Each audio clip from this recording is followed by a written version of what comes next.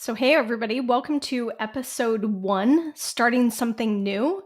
And here we are, we're starting something new. And I wanted to kick off the conversation today with Evie because it's February now, right? And most people have kicked off the new year with all of these New Year's resolutions. And now um, it's at that point where the rubber kind of needs to meet the road, or most of those like New Year's resolutions or new habits that they were deciding to do have like long since been forgotten. Um, so just kicking this off with starting something new, Evie, what do you find is the number one reason why when we set out to start something new, it gets dropped or it fails or we forget about it? Uh, I think that the number one reason is because it's probably too big of a lofty goal to begin with. I think that Yeah. we create these really big, gigantic goals, which, yeah, they sound great, but I think they're too big to begin with, and or we don't actually have a good detailed laid out plan for how to actually accomplish it. So at that Right. point, I feel like that becomes a wish versus a goal. Like if you don't have the specifics laid out, then you're just wishing to, write the book this year or to paint the entire house or whatever the goal might be. um, I think that if you don't have the details and you really don't have a roadmap as to how you're going to get there, then it's Yeah. most likely not going to happen. Right. I think a lot of us get caught up in the momentum of what happened just a few weeks ago with the end of the year review and New Year's resolutions. Isn't it this exciting, that new year, new you kind of stuff that was going on? And we get all caught up and fired up and say, okay, yeah, this is the year that I'm going to lose weight, or this is the year that I'm finally going to start running, or whatever that happens to be. But even those two things can be too big. So Yeah. if we talk about that first topic that you mentioned, when somebody takes on something too big, what are some examples that you've seen your clients do when they set out a goal for themselves for health and wellness or personal stuff, even your friends with personal stuff? Like, Yeah. give some examples of these too big goals, because I think Yeah. sometimes we think that they're not too big when they're really too big. Yeah. I've seen and heard, from clients of my own and just in general, talking with friends and even family and myself, let's be honest, I've definitely done goals like that too. Oh, same. Like someone who is very sedentary, their goal is that they're going to do 45 minutes of exercise 5 days a week. That's a big jump from going to 0 days a week to 5 days a week of 45 And minutes. 45 minutes. Yeah. Yeah. So that's a lot. And so I'm always very cautious and, try to be absolutely supportive but realistic of like what is a more realistic start. Could we start with maybe doing like a 20-minute walk 3 days a week and then see how that feels, and then let's try and get 4 days a week after we've been able to establish the 3 days. So that's one. I've also seen a lot around meals, like I'm going to completely cut out, or I'm going to completely cut out sugar. And if you're someone who eats sugar every day, that's going to be really hard to do cold turkey. So why don't you start looking at maybe there's less sugar throughout the day. So instead of having two sugary things after lunch and dinner, you only do one for a few weeks and then see how that feels, and then eliminate it altogether.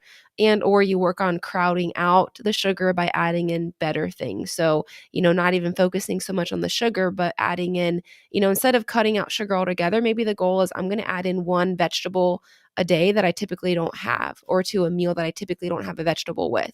So that way you're adding in the good versus thinking of you need to take away the quote unquote bad. So Yeah. I've seen a lot about those types of things. What about you? That are way too big. Yeah, Yeah. exactly.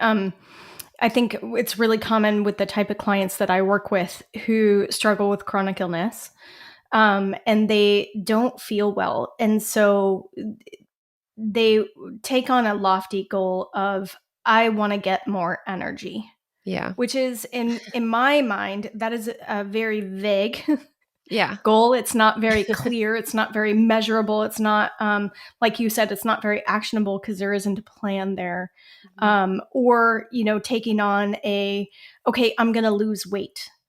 And while they might have a specific number of pounds that they want to lose, you and I both know that the, metabolism formula is no longer calories in, calories out formula, right? It's Right. so much more Mhm. that unless we're actually looking at various different aspects and details of what that goal is, chances are they'll, go down the path of under eating Yep. and then, or over exercising, right? They'll take the simplest, most common knowledge. This is with finger quotes, Yeah. but common knowledge ways of trying to lose weight. And when they don't see any progress in the first couple weeks, then it gets dropped because they're a little bit lost in those things. So I do see that a lot with my clients of just not being super specific, and therefore their goal becomes too big.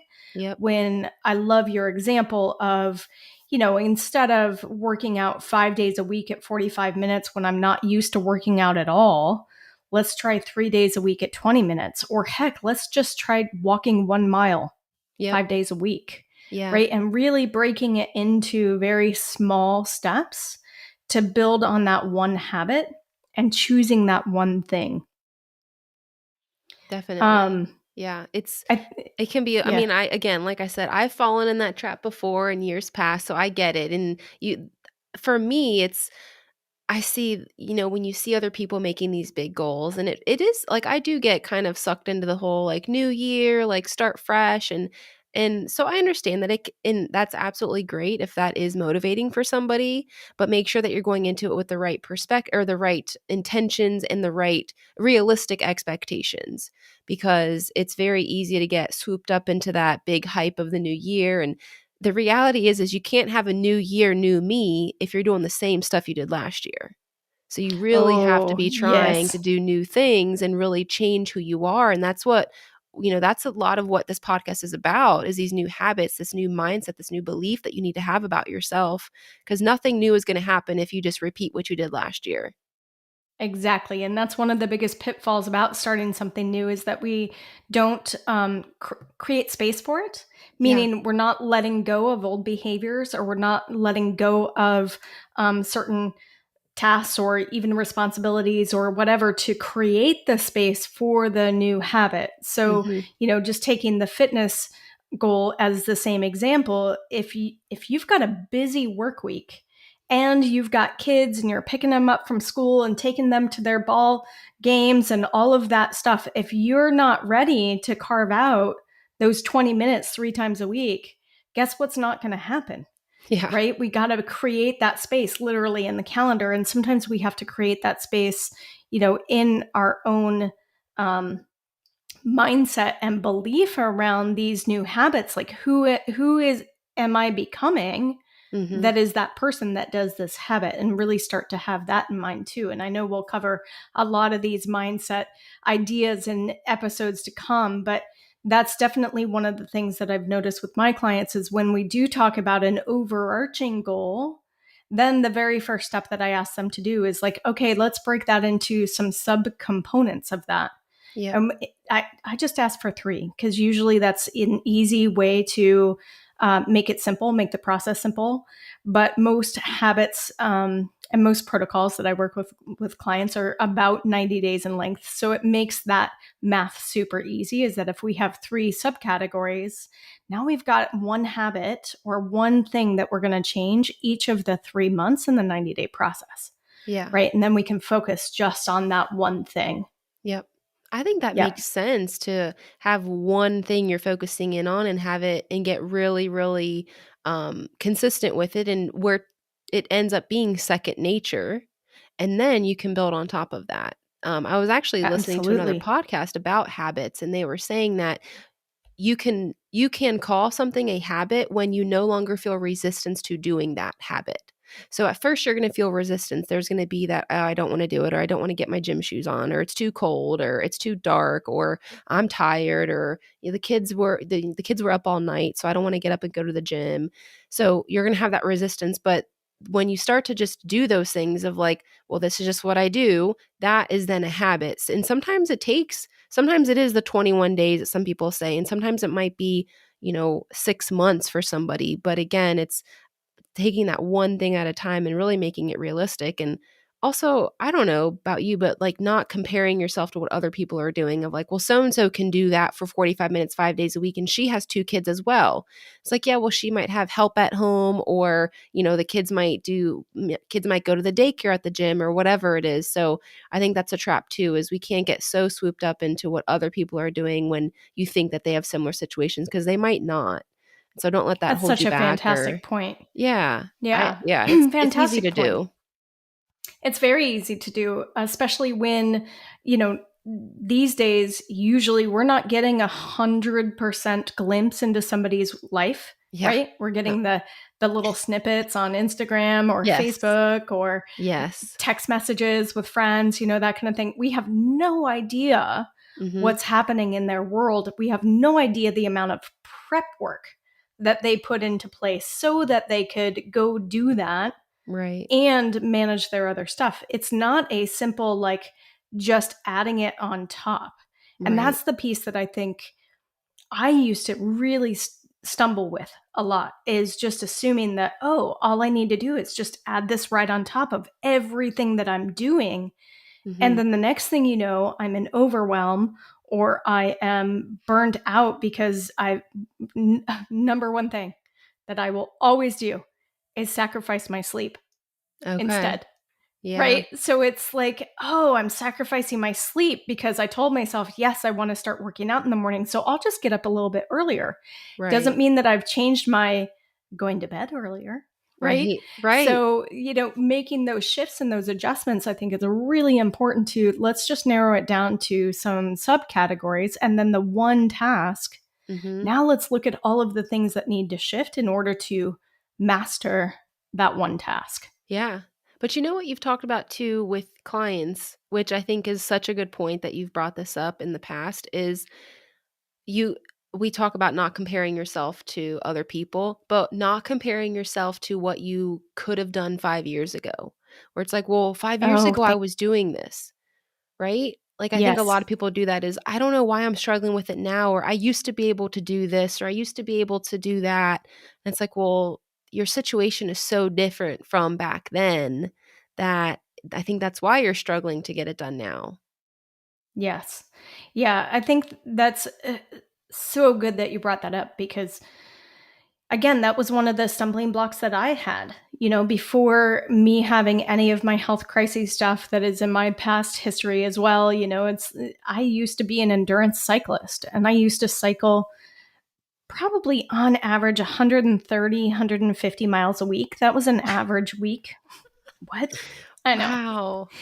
Yeah. And I would do that all the time. And, in my healing journey, number one, I was asked to hang the bike up for 6 months. And that was an adjustment, and learning Yeah. how to do other forms of movement that were not the same thing that I was used to doing on a day to day basis. But then when I was able to bring the bike back in and incorporate it, I like wrestled with this one for a long time because I would do a 10-mile ride and I'd be like, yes, that felt amazing. I'm going to do 35 miles the next day. Oh my gosh, I couldn't ride again for another week, right? I was completely fatigued. Body wasn't ready for that kind of stuff. But that was me in my old remembering of myself and what I used to do, setting the expectation of that person that I was back then when the circumstances now are different. And I think Yep. it's really important that you're bringing that topic up because we do need to look at what are the current circumstances that somebody is going through, because everything that we do is related to everything else that's going on. And human biology is just as intercomplicated and interconnected and interwoven to itself. So anything that we do with movement, for example, is going to have an effect on our hormones. It's going to have an effect on our sleep. It's going to have an effect on our energy levels or Mhm. our fatigue levels. And so Mhm. if we are somebody who's dealing with chronic fatigue, 35 miles is probably not the thing that you should be doing to Right. try and feel like you're getting somewhere in the fitness game, right? So I had Mhm. to redefine for me what it meant to set a fitness goal based off of new circumstances. And that's something that I think a lot of people, especially who are dealing with any kind of health issue, They want to start something new. They want to, quote unquote, get back on track. And then, immediately what they're doing is they're falling into that trap of, oh, this was me 5 years ago. I could do this. I can do it again. And it Yeah. doesn't mean that they're not going to get there. It's just the methodology, right? Your game plan that you were Yeah. talking about earlier, that might need to be different. Yep. Exactly. Yeah. Expectations need to be different. The game plan needs to be different. And maybe just the goal altogether is different. Like, that's great that you used to be able to bike that much, but maybe that's just not realistic right now where you are in life. So I think there's a lot of things that we have to consider when, um, setting these goals, and especially if they're similar to things that we've done in the past. Yeah. Yeah. It's an easy trap to get into. And I think it's one of those things that doesn't get considered very often when somebody sets out to start something new, Yeah. right? It's, of course, we want to take our knowledge that we have from the past and experience that we have from the past and be able to just apply it moving forward. But sometimes that does change. Yeah. And I think it's important to acknowledge it and or reconsider it when you are starting something new, even if it's an old new habit, right? Yep, definitely. One of the other things that I've noticed gets people to stop or drop habits is the difference between just wanting the goal versus making the decision about the goal. Have you seen this with your clients of somebody just saying, I want to do X, Y, and Z, rather than them using the language of, I'm going to do X, Y, or Z? Have you Yeah. noticed that? Yes. Yeah. Yeah. Even in myself. That's why I said like some of these things end up just being wishes because I'm like, oh, I want to do that. And it's not really a goal until I say, like, I am going to do this or I am going to work towards this. Right. Right. Hmm. And it's such a subtle difference with our language. But I think this is one of the ones that, I mean, this is classic New Year's resolution stuff of, I want to do, I want to launch a podcast, or no, Yep. I'm going to launch a podcast, or I want to lose weight. No, I'm going to lose weight, or I want to hire a health coach this year and Hmm. maybe get something back on track versus, you know what? I'm going to find a health coach this year and work on my health. Like, those are very subtle differences in the language, but it really changes the motivation factor, and it changes the momentum that somebody can have, because the people around us can also hear that language, right? Yeah. So if your friends and family hear it's something that you want to do, most people aren't really going to take notice. But if they hear you declaring, drawing that line in the sand, right? Putting the stake in the ground or the flag in the, like, Yeah. in the new territory, whatever it happens to be, like, that's the piece where there's something about it from a subconscious standpoint that really helps keep us on track when it comes to setting our goals and starting to do a new habit of sorts. Yeah, definitely. Um, it, One thing that you've taught me and that you talk a lot about with clients is like that if you talk about yourself in the present tense as if you're already doing the new habit, if you're already, performing the new task. So instead of saying, I want to have a health coach this year, you would say, you know, I would say like Evie works with a health coach. Or, if the habit is I want to do breath work, instead of saying like, oh, my goal is to do breath work this year, I would say Evie does breath work every morning. So that's one thing that Right. you've taught me and that I've been trying to do on my own health journey is talking about myself as if it's already something that I do. It's already part of my identity. It's already part of my tasks and my habits. Because it does change. And it also kind of changes the like feeling proud of yourself, like, oh, well, I already do this. So this is really cool because I'm already doing what I've been wanting to do for so long. So I think that plays a big role in someone feeling proud of themselves, which is then just going to continue to motivate them to continue doing that task or that goal. Absolutely. And it's very subtle, but it's almost as if it takes away the hardness of something new, Yeah. right? Yep. Into, oh, I already do it. It's kind of old hat. Yep. Like, there is no resistance there. It almost immediately removes some of that resistance Because if it's something that you are starting that is brand new, that you've never done before, um, there's often the fear of failure, feeling of making mistakes. Like, what if I do it wrong? What are people going to think? Like, all of that. Like, I think you actually had talked about this recently in one of your Instagram stories, but you were talking about going to the gym, right? Doing Yes. a New Year's resolution of going to the gym. Yeah. Don't worry about what you think other people might think about you going to the gym because you're a new face in the gym, Yeah. right? It doesn't really matter. And if you start visualizing yourself as, oh, I'm somebody who goes to the gym 3 days a week, I totally belong here. Yep. Guess what's going to make it a hell of a lot easier? Going to the Yeah, gym and doing that. Yeah, you're not going to be so self-conscious or consumed that other people are thinking or, looking at you because you're the newbie. I mean, as I said in those clips that I posted, people who go to the gym regularly where that's just a habit that they've been able to establish, this is a regular part of the routine, they're not really going to care when someone new comes. Like, sure, it might get crowded, the first couple months of the year, but ultimately, don't we all just want everyone to be healthy and to be optimizing their health and all of that, right? So you're like, okay, it's a little crowded. This is uncomfortable, or, this, I have to wait a little bit for my machine. But I'm really glad that more people are putting an emphasis on their health. So again, no one's going to be looking at you like you're not welcome here. You shouldn't be here. This is more of like, all right, cool, good. More people are getting on this train and this is good. So that was the point. But absolutely, if you think about yourself doing it and you already make it a part of who you are, it's a lot easier to actually execute it versus thinking, well, I don't do that or that's not me, just because it hasn't been you. Just because it hasn't been correct. part of who you are doesn't mean that it can't become, who you want to be and who you plan to turn into and evolve into. Correct. One of my coaches a couple years back said a really curious statement to me, and I was like, really? But it caught my interest. And she said, if you can imagine it, it already exists. I was like, Hmm. that's an interesting thing. And we were talking about, defining outcomes, right? So it's one thing to say, I'm gonna learn how to run a 5K, or I want to drop 20 pounds, or, I want to hire a health coach.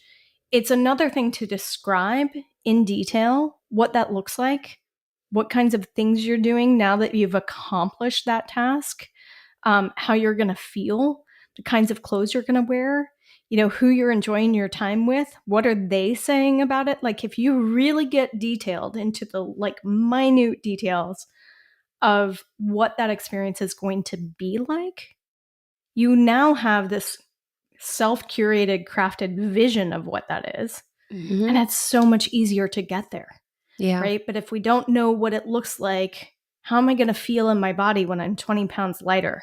You Yeah. know, I might not have knees that sound like celery being crunched in a Coke can. Like, Yeah. you know what I mean? Yeah. That like crinkly sound that Yes. you get, like that may not be happening anymore. But if we're not describing those kinds of things, it's going to be hard for us to imagine it. And without having a real sense of where we're going, we're not going to actually get there. Does that make sense? It does. And actually, this makes me think of when we're being specific on this, there's this task. Let's say it is to walk for 20 minutes for 3 days a week. Maybe that's your goal.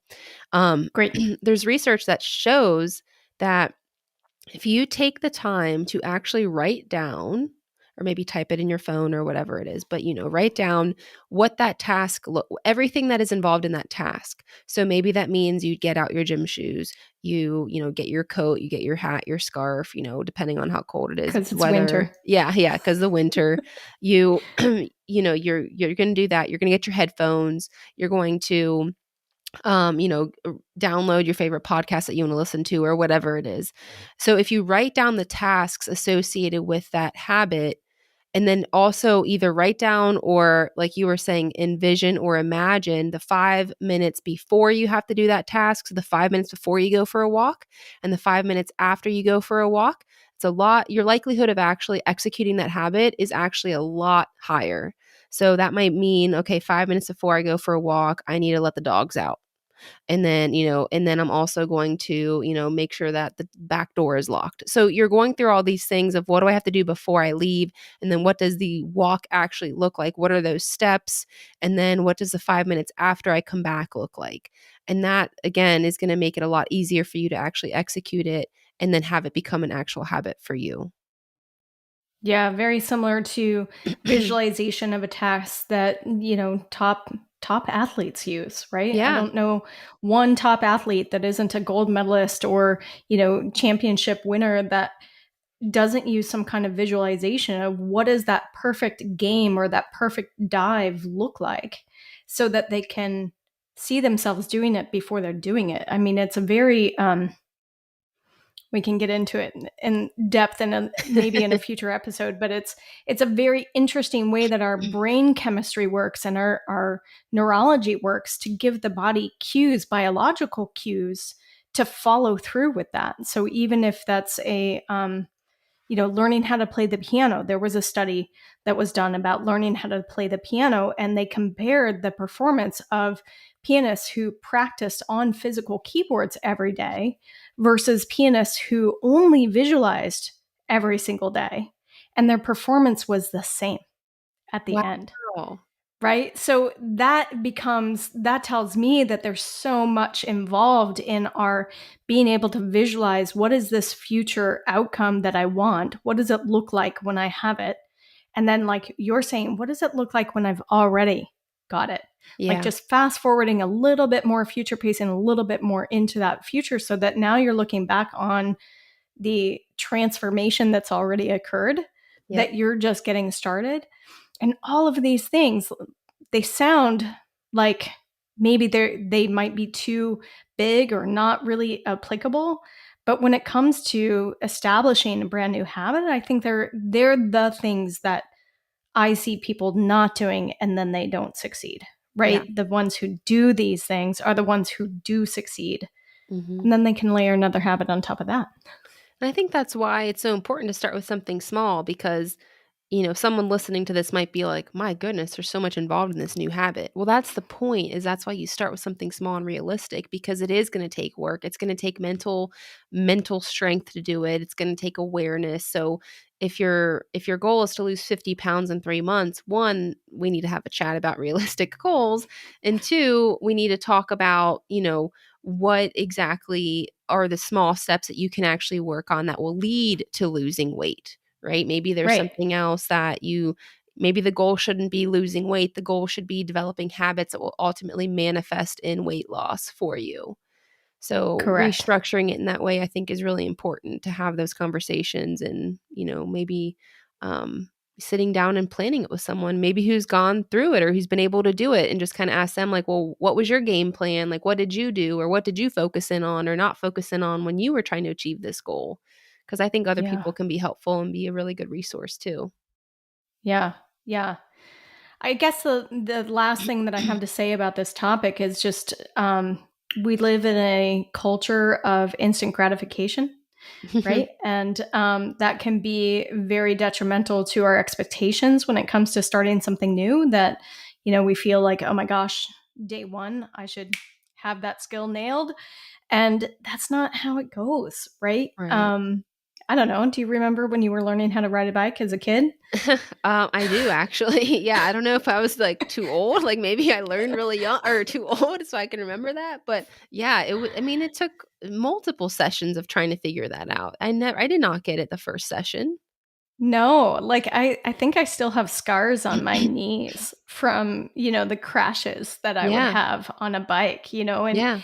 and to look at where that took me into being able to ride 130 miles a week or whatever, it was old hat. But just expecting that when I'm starting something new or starting a new habit, giving myself that grace to just be the new person. Yep. Like it's okay if you don't do 20 minutes the first day. The Yeah. fact that you got outside and you got your shoes on and you went for a walk around the block, like celebrate that victory. Yeah. Because even though that's not the full 20 minutes, it's progress towards. And I think that's something too that can stop people in their tracks. It's like we wake up on day one and if it's not ideal, then it just gets dropped or it gets thrown out the window or forgotten, or the easy button gets pressed and I'll start tomorrow. Yep. Exactly. Yeah. Exactly. Yeah. Yeah. So I find that, yeah. go ahead. I was going to say, I think we're very spoiled with how quickly we get most things in life. We get, responses very quickly. We get, answers to text messages. We get, phone calls back. We get, likes on Instagram, whatever it is. It's so fast that we're so used to that. And Amazon Prime same day delivery. yeah, What? yeah. Yeah. Yeah. I mean, you can like DoorDash coffee to your, like, that's crazy to me, right? You Like you can can? just, yeah. I mean, it's expensive because when you add in all the fees, I mean, I did this once. I will, little caveat. I did this once. I had coffee delivered to my friend who had a newborn. And I was like, well, Fair. that'll be something good for her. She can't get out of the house. I'll get her some Starbucks sent to her house. It was like over $20 when you add in all the fees and all the everything. So I don't recommend doing it, but you can absolutely Right. do it. But yeah, I Yeah. think that Okay. we're so used to it. We're spoiled with that. And we need to remember that, most of the things that are meant to last are not going to come to you super quick. So I think it's, having that realistic expectation and being okay with the process, because as we know, because we continue to work on our health and our chronic health issues, is most of the time the benefits and the learning comes from the actual process versus like getting to that destination, whatever it is. Because I don't really know if there is Oh, a final so good. destination. But how Yes. many things have you learned? And I know I've learned along the way that it's almost like you can't skip the suffering that comes with working towards the goal, because that's where you learn this stuff. This is where you learn the value and the gold, and you can then apply that to other parts of your life. So then when you have other goals, like, okay, it's going to be a little rocky at first, but that's all right because I've done it before. So you just can't skip that part. You have to go through that in order to really make this a lasting change. Absolutely. And I applaud you for saying that, because that's part of this instant gratification culture that we're in, is just we almost want to just skip to the end. Yeah. It's like reading an audiobook or listening to an audiobook and then just skipping to the end to find out what happens, and you miss out all of the plot stuff and the character development in between. And Yeah. that's what we're doing when we start new habits, when we're deciding that we're going to become somebody who does X, Y, or Z. Really what we're talking about transformation. Well, transformation isn't easy, right? Sitting on the couch is easy. Watching TV is easy, but does Mm-hmm. it really get us something? And at the end of the day, I'd kind of argue not that much. Like, Right. Yeah. sure, No, you not can that call it much. relaxation or whatever, but Yeah.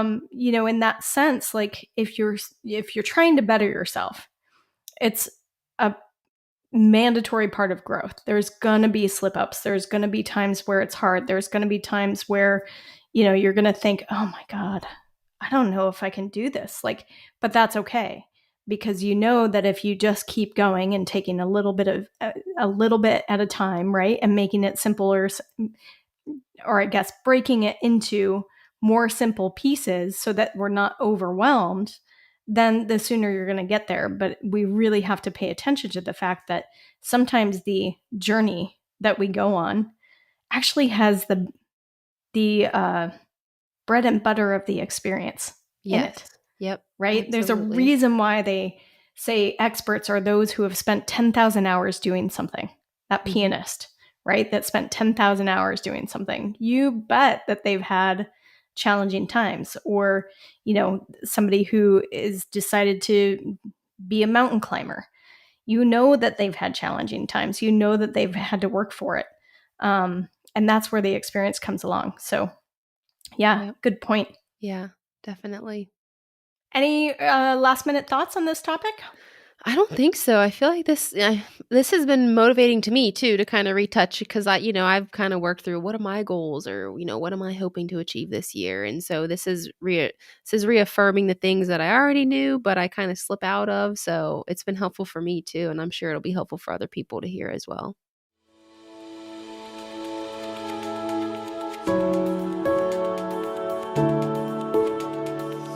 Hey, thanks for joining us for this episode of the Wildly Optimized Wellness Podcast. If you are ready to dig deeper into your health, stop playing the whack-a-symptom game, start testing to get better guidance, you can find more about Toréa at torearodriguez.com, and you can find Evie at holisticallyrestored.com. Want a peek into what it's like to work with us?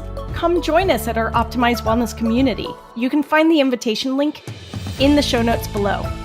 And if you have a question for the show, you can submit your question under the podcast section of torearodriguez.com. Finally, if you found something helpful in this episode, don't forget to leave a review, hit that follow button, or share it with a friend. They're going to love that you thought of them. Until next time, see you outside.